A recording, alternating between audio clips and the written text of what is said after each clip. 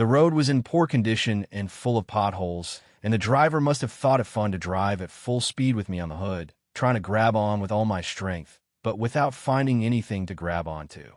The windshield behind me was lowered with the co-pilot's legs on the hood, and I felt the barrel of his rifle on my back and saw that his finger was near the trigger. I wondered what would happen to me if I fell off the hood, apart from being run over. The legs on the hood, and I felt the barrel of his rifle on my back and saw that he had his finger near the trigger. I wondered what would happen to me if I fell off the hood, apart from being run over. The WD entered Spire at full speed and stopped in front of a fenced tennis court, where a large number of prisoners were walking in the sun. One of the guards opened the narrow door. I felt a brusque push from behind. I stumbled on the frame of a door or something, and before I realized it, I was lying face down inside the court. When I got up and shook the dust off, everyone was laughing. I must have looked very funny with my long coat because someone called me Wigwam, a name that stuck with me for a long time. When, a year later, I played soccer in the American prisoner of war camps, my name kept appearing on the sheets as Wigwam, right inside. I had never seen a black man up close, and there were two of them standing guard outside the door.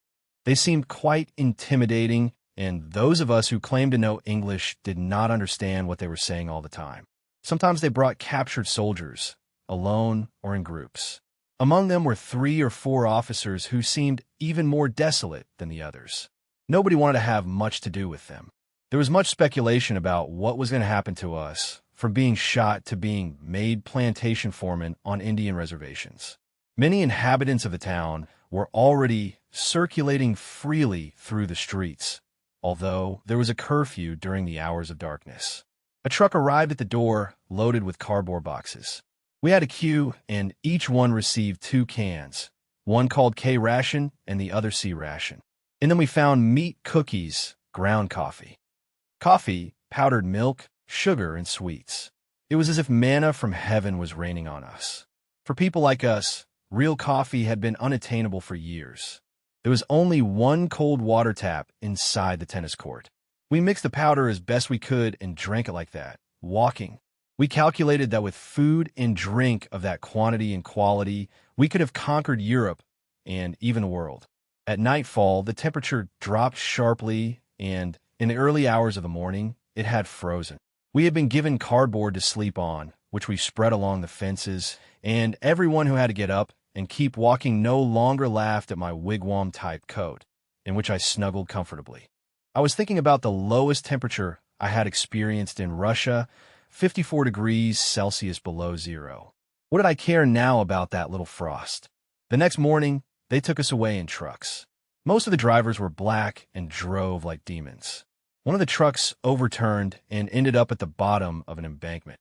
We could hear the screams and cries, and we saw the prisoners crawling out from underneath like eels, those who could still crawl. What a way to die, a day or two after having escaped the war alive. Our first destination was a farm near Baumholder, where they led us through the entrance of a tunnel to a large courtyard with a pile of manure in the center, surrounded on 4 sides by solid buildings. Soon after, a couple of soldiers arrived with shovels and ordered a dozen of us, including me, to dig a ditch 2 meters deep and 2 meters wide, and about 20 meters long. Many of us thought that fate had finally caught up with us, since the measurements were those of a perfect mass grave. Everyone in the courtyard had become very quiet, except for the guards who were pushing us, and I noticed that a group of our boys was forming near the entrance, and I watched it closely. I had no doubt that it would be easy to overpower the guards and take their weapons, and I was already sizing up the nearest one and planning what to do with him. When we had dug about 3 feet deep, a truck arrived with drums of chemicals that we thought were going to spread over the corpses and wooden beams that we thought might be for gallows. Panic had spread among everyone when a German-speaking soldier arrived with hammers and a bucket full of long nails that asked for carpenters and explained that he wanted a structure to be built over the ditch with 2 long beams parallel to each other from one end to the other. Only then did we suddenly understand what the ditch and the beams were for. And the word Sky's house spread like wildfire.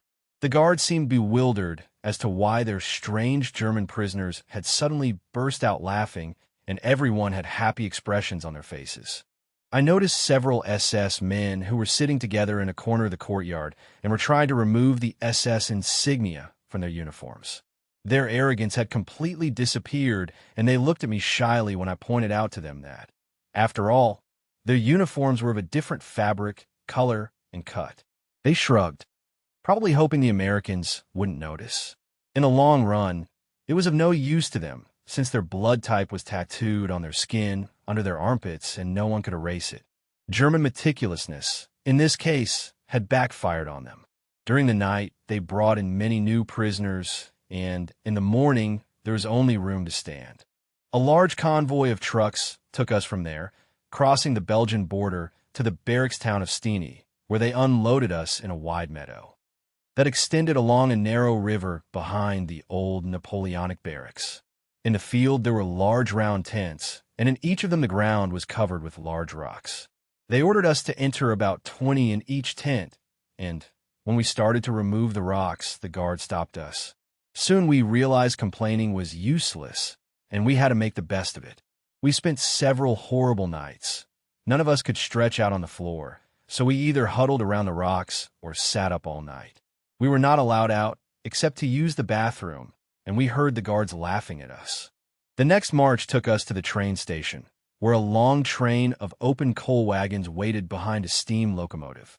They lined us up on the esplanade and ordered us, as a last chance, to throw away all weapons such as pistols, knives, sticks, bottles, and metal pieces. I had decided to take a water bottle I had hidden under my wigwam-type coat. Then the final warning was given. They made random searches, and I had the bad luck that a large, burly soldier, probably intrigued by my coat size, went straight to me, touched me, and found my bottle. He gave me a hard blow to the face, which made me fall to the ground. I felt blood coming out of my mouth and nose, and my immediate reaction was one of wild fury and a desire to hit him back. But when I turned around in the dust and saw the legs of other soldiers approaching with their machine guns ready, I calmed down quickly. I realized that a false move could easily be the last, and I very slowly stood up, wiping blood from my face and joining the ranks of my fellow prisoners. The soldiers insulted me, which I didn't really care about since I didn't understand half of it anyway. But what I found hard to swallow were the angry reproaches of some companions, who accused me of provoking a dangerous situation in which they could all have ended up. Between 40 and 50 of us were loaded into each of the open wagons, since there was only room for some of us to be able to sit, most at a stand. Everything we touched was covered with coal dust. The journey lasted about 2 days and took us through some industrial regions of northern France. Not once were we allowed off the wagons. Sometimes we got soaked by downpours, and with the cold dust from the wagons and the fire and ashes that the locomotive spat, we soon looked and felt like painted rag dolls. The whites of our eyes took on a pinkish tone from continuous rubbing. Our physiological needs became a serious problem, since we simply had no facilities. We solved it in the simplest way. We filled our food cans, and when we arrived at a crossing where a crowd was often waiting to mock us, we emptied the contents on them. Their taunts turned into furious screams when they realized what had been thrown at them. They picked up everything within reach and bombarded our innocent companions who were traveling at the end of the train and did not realize why they were being punished. In Cherbourg, we were unloaded at the main station, where they had blocked the arrival platform. It was around noon, and the sun shone brightly. Our marching column was protected in the city by an American cordon on each side. Problems soon arose. The townspeople, who had just suffered German occupation, quickly realized that it was now their turn and decided to exploit the situation. Since they were already hardened, the boos and shouts did not do us much harm, but the hard objects they threw at us did us harm. I was also hit by a projectile in the back of the head. Then, one of the young Frenchmen made a terrible mistake. He somehow managed to break the American cordon and must have thought he could freely attack anyone within reach and get away with it. He had the misfortune to be wrong. It took almost no time for the action that followed to occur. He was dragged into our column, and, in a matter of seconds, while the armies were unable to intervene, bare fists took care of the matter.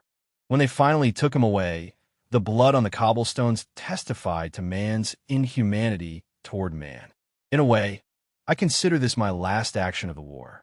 Some guards smoked, and every time they threw a cigarette butt on the ground, some of us would pounce on it in a way that seemed disgusting to me. There was still much Prussian militarism in me. I still believed in a senseless honor. The camp was on the city's outskirts, high on the cliffs, from where you could see the expanse of the English Channel. On the way, we passed several bunkers of the Atlantic Wall, now deserted. Next to me walked an old sergeant who had defended them on D-Day and told me about the murderous bombardment he had endured, the masses of ships that had suddenly appeared in the morning, and the chaos, fear, and death that was unleashed. Although the battle scars could still be seen on the bunkers, nature had been benevolent and had begun to cover them with fresh vegetation. A soft, refreshing breeze blew from the sea, and everything seemed so calm. The large field was divided into several cages separated by high fences and rolls of barbed wire. In each cage, there were about 20 large tents, in each of which there were about 100 of us. We slept on the floor, but we had plenty of cardboard to protect us from moisture and the cold. Between the 2 rows of tents was an open area the size of 3 tennis courts where we played soccer and other games. We also organized chess and card competitions and conferences on all kinds of topics. Each cage had a German leader and an interpreter whose function was to fulfill the Americans' orders. Everything worked quite smoothly. The food was excellent, probably the same as our captors ate and much better than what we had received in our own army. Each of us was given an American lunchbox that we had to rinse with special chemicals both before and after using it. The Americans were very demanding in everything related to health, sanitation, and washing facilities. They were in a separate store, and everyone who requested it received good medical attention. The attempt to deworm us was only partially effective, although I think Burley Amos's sadistic inclinations must have made him volunteer for the task. They filled what looked like thick-cylinder bicycle pumps with a white floury powder that they pumped under pressure into our panties, on our backs, in front, and through the legs of our pants. The result was a horrible itching sensation, and after much coughing and spitting, we looked like a collection of exploded flour millers who had not had time to wash. At first, it seemed like a slight relief, but after a few days, the eggs that had incubated in the seams of our uniforms hatched again with the heat of our bodies, and the lice returned stronger than ever. I suppose for safety reasons we were only given spoons, as forks were considered too dangerous in our hands. But we soon overcame that restriction by using stones as hammers and anvils and breaking open cans.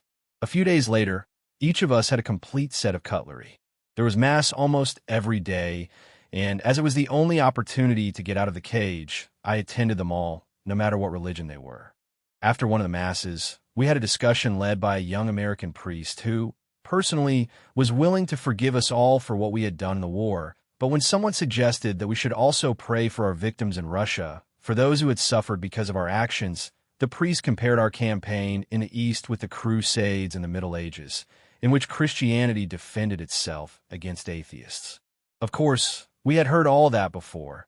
It was exactly the argument that the Nazis had used to justify our barbaric aggression against the Russian people, and when we reminded the young priest of this, he was a bit speechless. I think it was April 12th when I saw the American flag at half-mast by the front door. Roosevelt is dead, one of the guards told me, and that bastard Hitler is still alive. After about 2 weeks, we were taken to the port and put onto a ship. We were given a blanket each and lay in long rows on the iron floor of the holds. It seemed that the commanding officer did not like us very much, because at the far end, next to the iron ladder, there was a huge oil drum with sharp edges that served all 500 of us as the only toilet. When it was filled to the brim, no arrangement was made to empty it, and its contents spilled, creating a hellish stench until an American Army doctor made an inspection round. We crossed the canal to the area between the Isle of Wight and Southampton, from where we sailed west, near the English coast, until we joined another large number of ships that must have come, I deduced, from Bristol. At school, we had learned that slaves were taken from Bristol to America, and now we were lying in the holds to be taken along the same route to work in America. After skirting Ireland, we joined another huge convoy that must have sailed from Liverpool, and in total, there were now more than 100 ships, and we were allowed to be on deck throughout the day. I found it fascinating to watch the entire convoy sail in zigzags and several destroyers darting between them. Everywhere we saw dolphins and flying fish, and once we got over the initial seasickness, we enjoyed the good food and the overall experience. One night, the sirens began to sound, and the ship's bells rang. The crew entered a slight state of panic, and we were ordered to go up on deck with our life jackets on. It was a submarine alarm, and we had to stand by the railing with our army caps on, possibly so that we would be recognized as German soldiers. It seemed to me an irony of fate that, after having fought in Russia for years, my fate was now to sink on an American ship in the middle of the Atlantic by a German submarine. But soon after, the sirens sounded again, and life returned to normal. We had beautiful sunny days and calm seas, but also very hard days when we found it very difficult to walk with our studded boots on the iron decks. After 21 days, one morning the call came that land had been sighted. Those were magic words, and after hurrying up the steep iron ladder, we saw the United States rising on the horizon before us. We were greeted by the famous Statue of Liberty, which we had all seen in photos as we sailed along a small stretch of the Hudson River. New York was there, with its towering bridges, its huge skyscrapers, and the never-ending traffic along the streets. We soon docked in America. We had arrived. What were they going to do with us?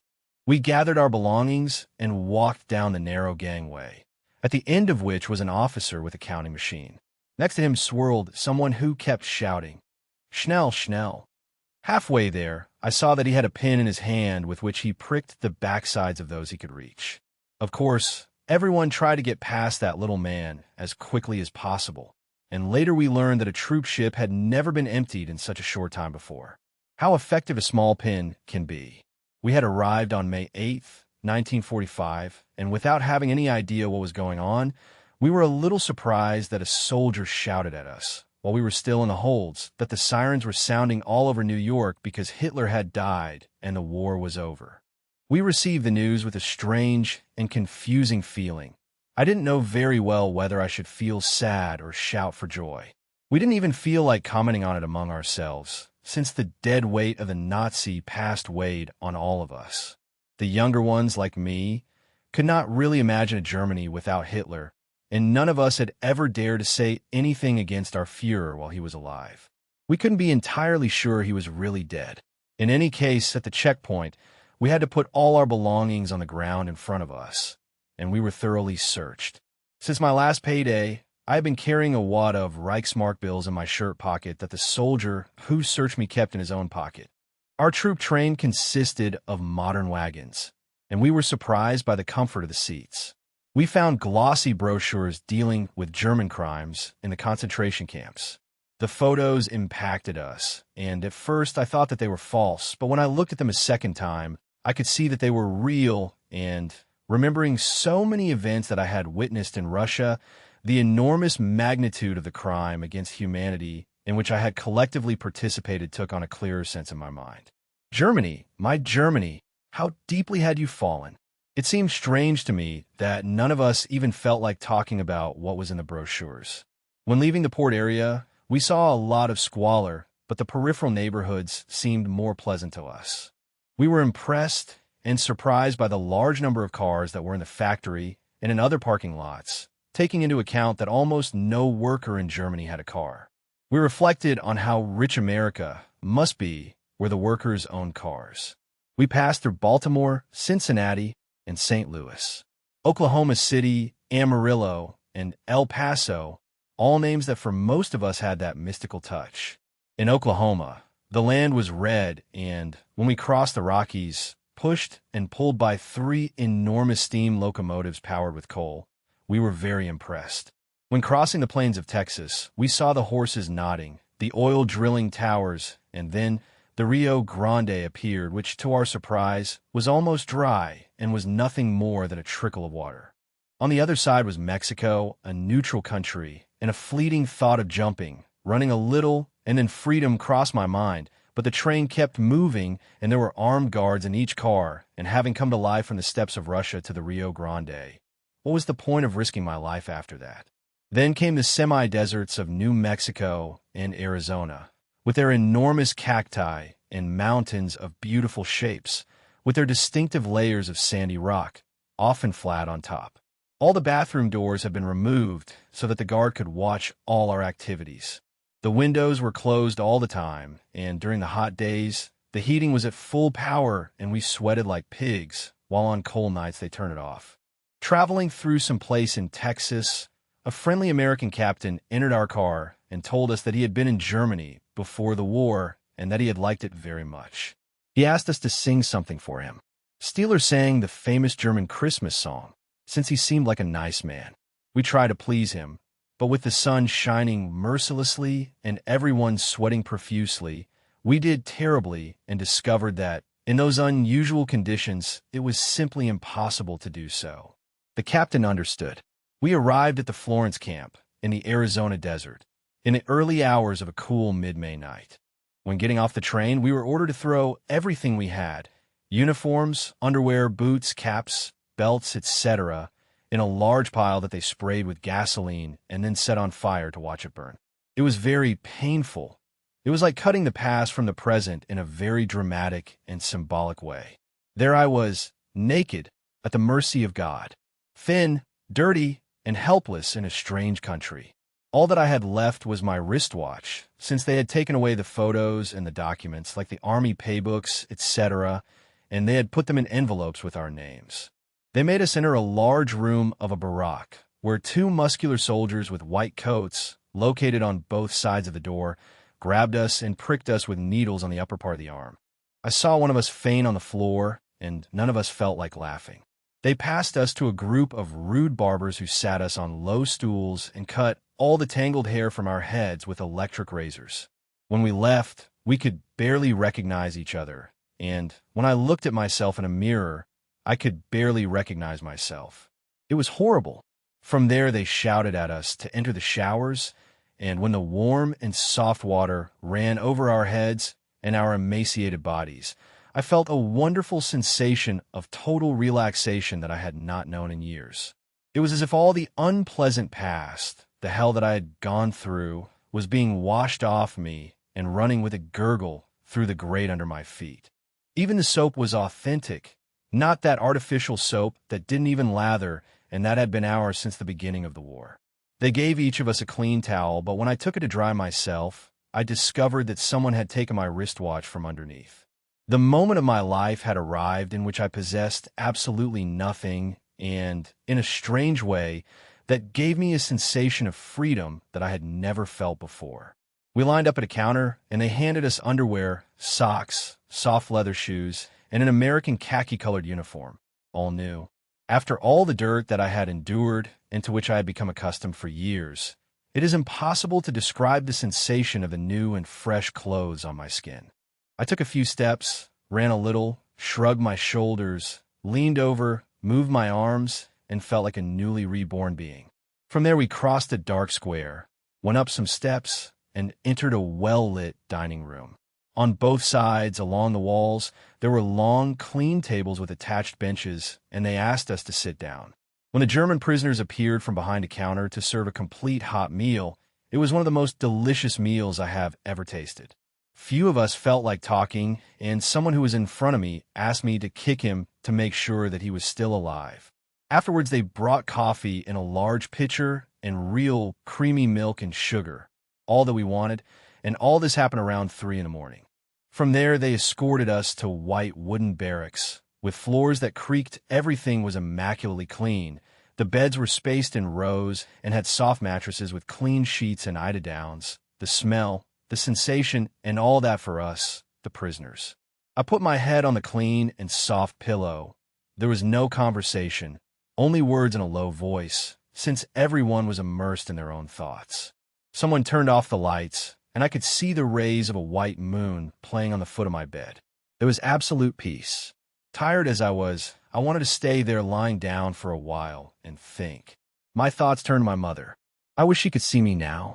I didn't even know how he had survived the bombings and end of the war, or even if he was alive. Then my thoughts returned to Russia. Without it, the whole concept of war, and I, now lying there in Arizona, had no meaning. Everything was part of a whole. Little by little, I was immersing myself in a world of dreams. I thought of ADJ, walking with him through that bumpy street of Mankovo, of the old man in the cabin holding in his girl's hand, and of Boris. What was the meaning of my life? We stayed in Florence for a few weeks, although at first I didn't feel well, probably because of the injections and heat I wasn't used to. Soon I felt alive again. We didn't have much to do except eat and sleep, and in between we played soccer and chess, walked around the camp in the cool evenings, and talked about home. A fairly complete German library had been set up in the camp, probably provided by former compatriots living in the area, and I read there a lot. There were works by the great philosophers Kant, Schopenhauer, Hegel, Feuerbach, and Nietzsche, and I tried hard to read many, though I must admit that, due to my poor education, I made little use of their wisdom. Every afternoon, a sandstorm arrived and lashed us everywhere. When we heard its roar and saw the cloud of dust coming from the desert, we quickly closed all the windows and doors. It never lasted more than a few minutes, but afterwards everything was covered with a fine layer of dust. Upon our arrival, the field already contained several thousand prisoners, most of them from Rommel's African Corps, and some of them resented us, accusing us of having thrown in the towel after the enemy had crossed the homeland. I also had disputes with some of them, but having fought in Russia, I could easily defend myself in an argument, conveniently trying not to mention that they themselves, after all, had thrown in the towel in Tunisia, were still living in the clouds protected by their Nazi blinders. Although politically a process of schism had developed, in general the Nazi elements still predominated. Fear and robotic discipline were the reasons, more than any intellectual conviction. Shortly before our arrival, the camp Nazis had hanged a fellow prisoner from a beam in a lavatory because he had dared to speak openly against Hitler and fascism. They showed me the place of his execution, which made me quite cautious in my words. There was also a rumor that U.S. intelligence was not so much anti-fascist as anti-communist, and that they had tried to take advantage of the experience of some of our worst war criminals. In general, SS prisoners had little to fear in the United States, or, as I later discovered in England, among patriots there reigned the pride that there had been no rebellion against the government by the people, even though the whole country was occupied by enemy troops. It was argued that it was a sign of our great racial maturity, but I no longer agreed with that. I thought so, though I didn't dare say it. I dare to say that the people would have rebelled against the crimes that, in the end, must have been obvious to all who had eyes to see. By then, Austria had become an independent country again, and one of the sections of the camp was reserved only for Austrians. At the entrance to the camp, a painted sign had been placed that read, Norfolk Esterrecher Reichsstützer unevinced, only for Austrians, unwanted Germans. Of course, it was an insult and was intended as such, so every day we gathered group and went through their camp just to mark our territory. After all, we were about 10,000 against several hundred, and we loved to remind them that Hitler was Austrian. However, the great event of the camp was the soccer match between Germany and Austria, which was played on a gravel field in the center of the field. Everyone came, and there were riots in the stands even before the game started. In June, about 1,000 of us went on a special train through Texas, along the eastern slope of the Rocky Mountains, to Colorado, and into the northern state of Montana. It was a very beautiful trip that lasted 3 days. Our camp was on the outskirts of the city of Laurel, next to the Yellowstone River, not far from the city of Billings. From the camp, we could see the snow-capped peaks of Yellowstone National Park. Every day, they took us out in work groups of a dozen to water sugar beet plants in huge fields. Many of the farmers in that area were of German descent and could still speak German, since the soles of our shoes were only about 30 centimeters. It was exhausting work, and the people in charge of the sugar company tried all kinds of tricks to make us work harder, while introducing a 10-day work week and cutting our rations. As a result, several of us collapsed in the fields, and only our determination to drastically reduce our efficiency restored our rations to something like normal. Once the tillage was finished, we were taken by train through Idaho, bordering the Columbia River, crossing Oregon with its redwood forests, to Central California, to a camp near the city of Windsor, not far from Sacramento. The camp was located in a beautiful place among green hills, and our square tents, in which 6 people slept on mattresses and which had a table and chairs, were very comfortable. The food was excellent in all respects. There was much more than we could eat, and we worked while picking hops and fruit on large plantations, with lots of sport, music, theater, chess, etc. We organized our own leisure activities and received a lot of help from the Americans, which I'm still grateful for to this day. When we weren't going out to work, there were problems in the camp. We were all young and probably had too much energy out of sheer boredom. I guess an older friend named Fisher had a wonderful idea. He wanted to escape. He thought that the port of San Francisco was not far away and that from their ships left for Latin America, where, according to him, Germans were welcome. Bored, the 3 of us decided to go with him. And in our minds, we already saw ourselves crossing the Andes from Chile to the Argentine Pampa. Just like that. All that Fisher had organized was a pair of pliers, which probably gave him the idea of escaping in the first place. The night of the action arrived, and the American guards were asleep.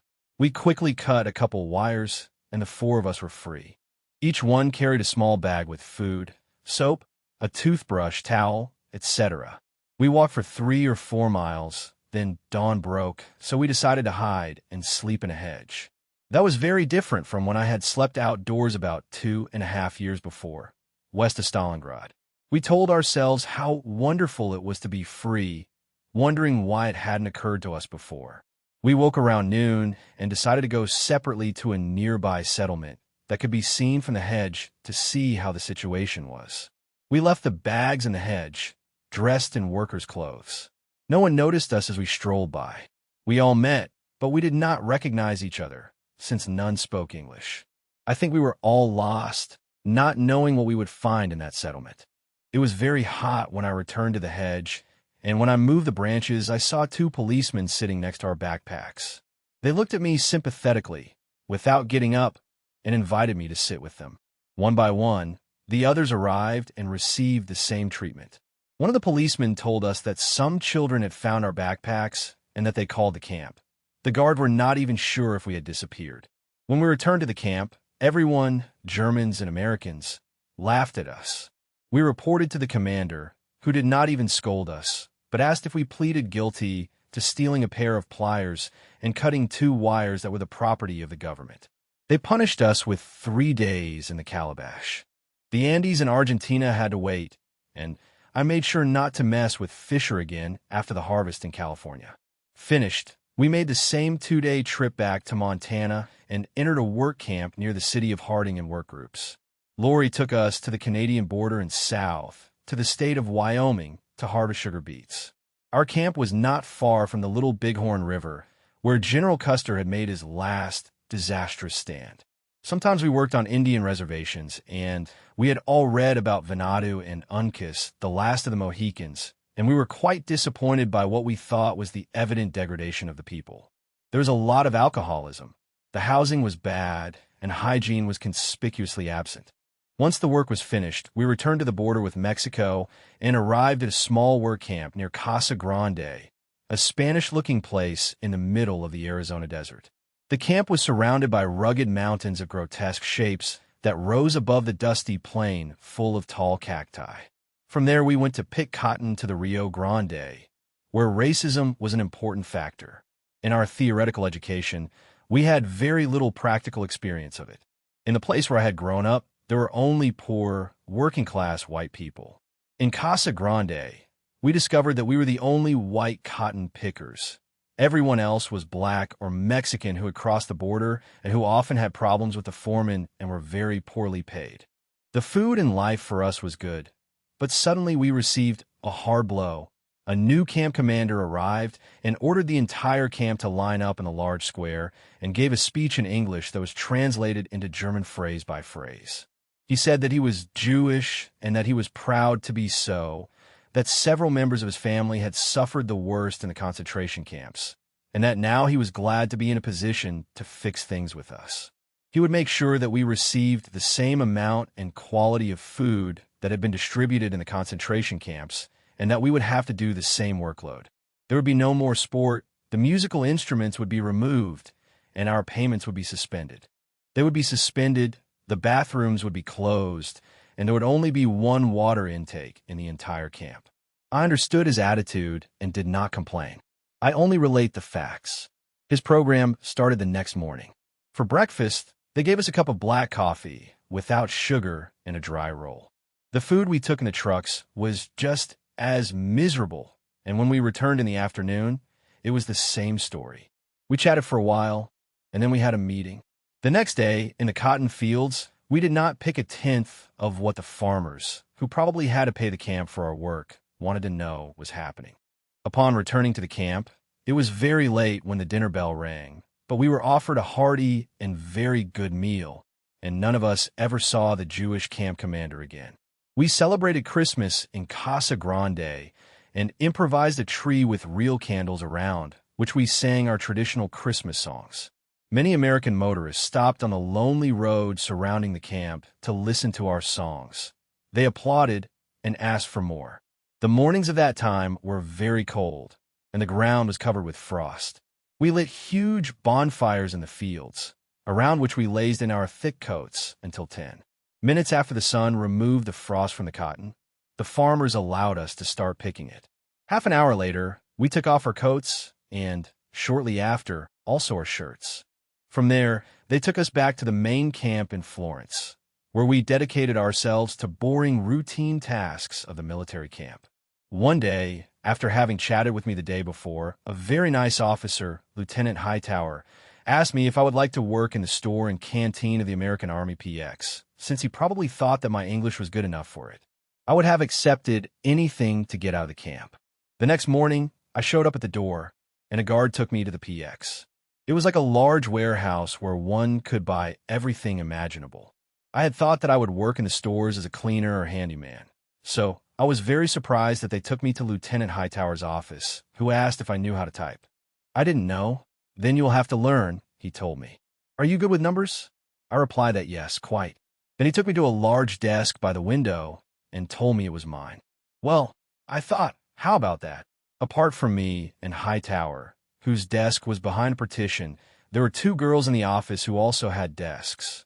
They were more or less my age and made me feel very welcome from the first moment, assuring me that they would help me with everything I needed. I had little money, but they made sure I had as many cakes and sweets as they did during breaks. Officially, I wasn't allowed to drink alcohol, but thanks to the girls, I drank beer every day. Since I had never worked in an office, I felt bewildered at first, but I soon learned to type and handle the filing cabinets, calculator, invoice machine, stamp machine, etc. I tried my best because I wanted to do the job well. When Hightower needed me, he simply shouted "Henry" from behind the screen, and I ran in with "Yes, sir." He often wrote letters by hand that were blurry and that I had to type. I enjoyed the work greatly and hated the weekends when I couldn't go to the office. In addition to being his secretary, I also acted as doorman. Sometimes, visitors without appointments complained that a German prisoner was preventing them from entering. I praised him when it suited me. And when there were complaints, Hightower, not to mention the girls, always backed me up. I worked in the office for about 2 months and was a little sad that the two girls watched each other. They were both good people, we got to know each other well, they helped me a lot, and I reciprocated by covering for them and taking the blame for mistakes they sometimes made. The announcement that we were going to leave the Florence camp was a hard blow for me. On my last day, the girls organized a party in the office in my honor, to which only Hightower and a few others were invited. The middle table was covered with a white tablecloth, and on it were cakes the girls had baked, glasses, and bottles. Hightower frowned a little at first, but did not object. Everyone gave a small speech with a toast, and when it was my turn, I could barely say anything because I had a huge lump in my throat, but my friends understood and came up to me to hug and kiss me, and some tears of shame were shed, without Hightower showing any objection again. As a final act, I had to hand over my entry permit card, and then the two girls took me back to that ugly fence, cuddling lovingly against me. The guards at the door did not like what they saw coming toward them. One of them was rude, but he received a brutal beating from the girls, and as it was a dark night, the guards illuminated our farewell scene with the full power of the spotlight. Once inside the camp, I walked along the wire fence while the girls walked parallel to me on the outside. We laughed and made kissing gestures and made all kinds of promises with hope for the future. How I hated that fence. Once a week, a re-educational meeting was held in the large dining room. Most of us attended, although it wasn't mandatory.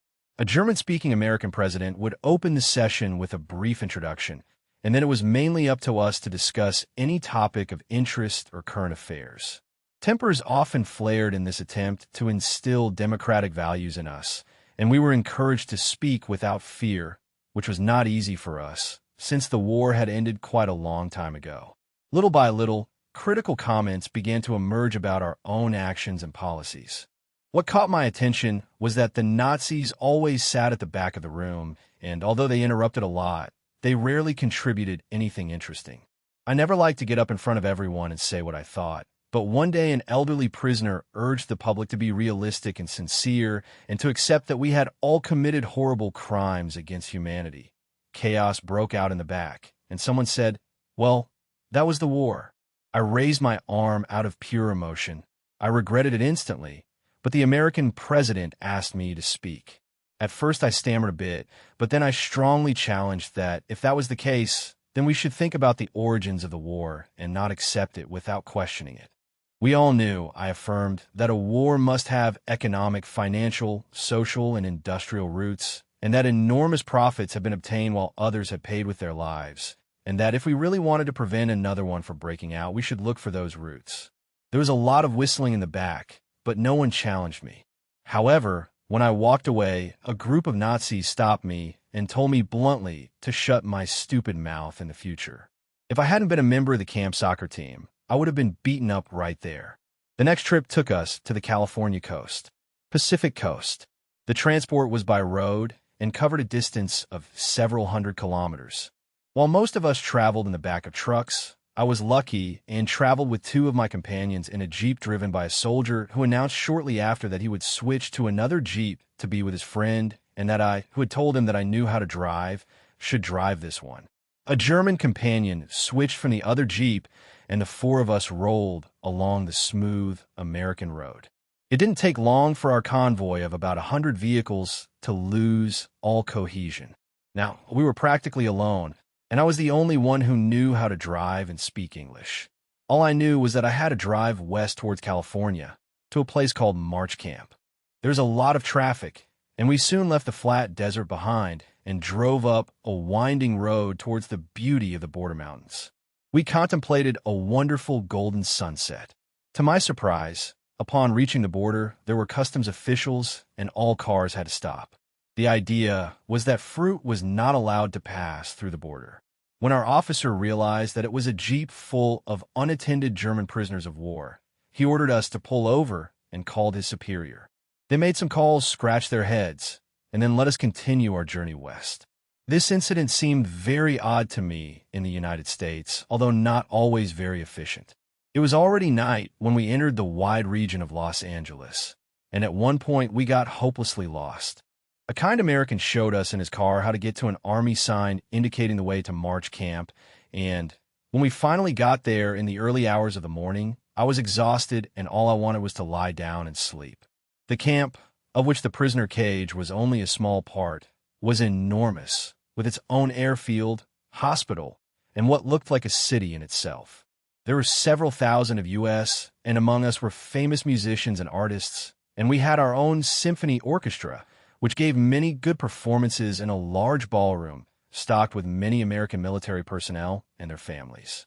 All the work we had to do was inside the camp, and it was boring, but food and sun were plentiful, and all kinds of sports were practiced, especially soccer, so we were in top shape. We were very worried about not having news from Germany. None of us. The war had ended more than a year ago, and we were not allowed to write. In the summer of 1946, each of us received a card issued by the Vatican that we filled out with our names just to prove that we were alive, but none of our relatives ever received them. At the top of the card it said, "Ein Angehöriger der geschlagenen Armee." A member of the defeated army is looking for his relatives. Only much later, from England, my mother, who had been officially informed that I had disappeared and was probably dead, received my first communication, after a terrible period of worry. Around that time, the war wounds that the shrapnel had caused in my leg were reactivated and caused me a lot of pain and high fever. I was taken to a military hospital, where I received excellent treatment and all possible care, and I recovered after several weeks. With winter on the doorstep, we left sunny California and returned to New York, crossing the entire North American continent in 3 days.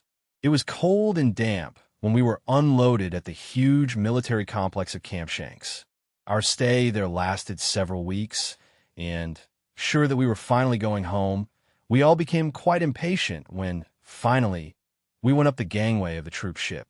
We were told that we would be taken to Bremerhaven to be released from captivity. Compared to our westward journey in the convoy, this was almost a luxury and only lasted a week. We all had our own comfortable bunk and, to a large extent, freedom on the ship 24 hours a day.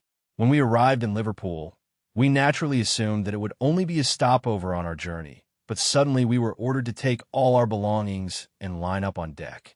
Meanwhile, several British boarded. There was a friendly handshake with their American counterparts, and we were made to go down the gangway.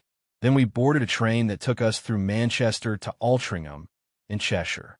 The war had ended more than a year ago, but when we were made to pass through the gates of the camp on the outskirts of that city, we realized that the Americans had sold us as slaves to the British.